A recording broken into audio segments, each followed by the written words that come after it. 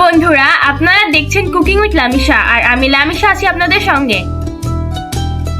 আজ আমি আপনাদেরকে দেখাবো কিভাবে রোদে শুকানোর কোনো ঝামেলা ছাড়াই এরকম পারফেক্ট আমসত্ত্বা বানিয়ে ফেলবেন।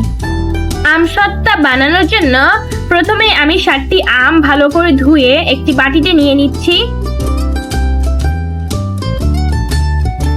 এবং এগুলোর খোসা ছাড়িয়ে নিচ্ছি।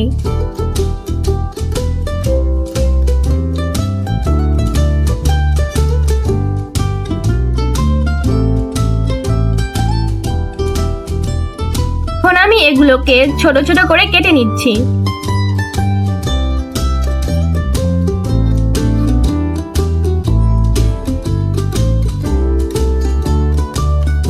আমার কাটা শেষ।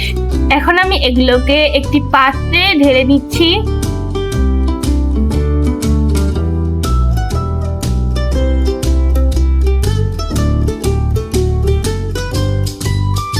আমি এর মধ্যে স্বাদ মতো চিনি দিয়ে দিচ্ছি।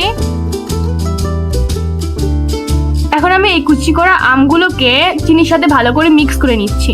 চিনি মিক্স করার কিছুক্ষণ পরে আমের মধ্যে এরকম পানি চলে আসবে, সো এর জন্য আলাদা করে কোনো পানি অ্যাড করার দরকার নেই। জাল করার জন্য এই হাঁড়িটি আমি চুলোয় বসিয়ে নিচ্ছি। এখন আমি এটিকে কিছুক্ষণ নেড়ে নিচ্ছি। এরপর ঢাকনা দিয়ে কতক্ষণ জাল করে আবার ঢাকনা উঠিয়ে নেড়ে নিচ্ছি।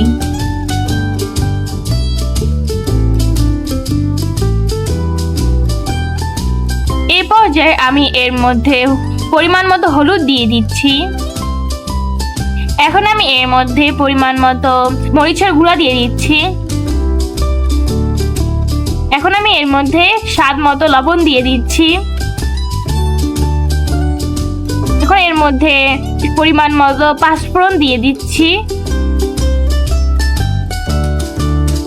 এখন এগুলোকে ভালো করে মিক্স করে নেব।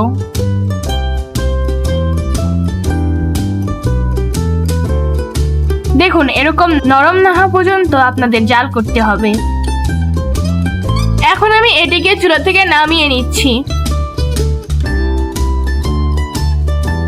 আমসত্ত্বা শুকোতে দেওয়ার জন্য আমি একটা পাত্রে ভালো করে তেল মেখে নিচ্ছি, যাতে করে আমসত্ত্বা সহজে উঠানো যায়। এখন আমি এর মধ্যে সিদ্ধ করা আমগুলো দিয়ে দিচ্ছি।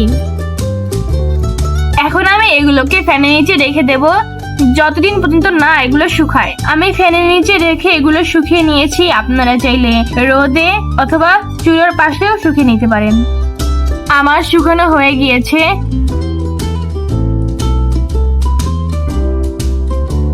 দেখুন, একদম পারফেক্ট হয়েছে।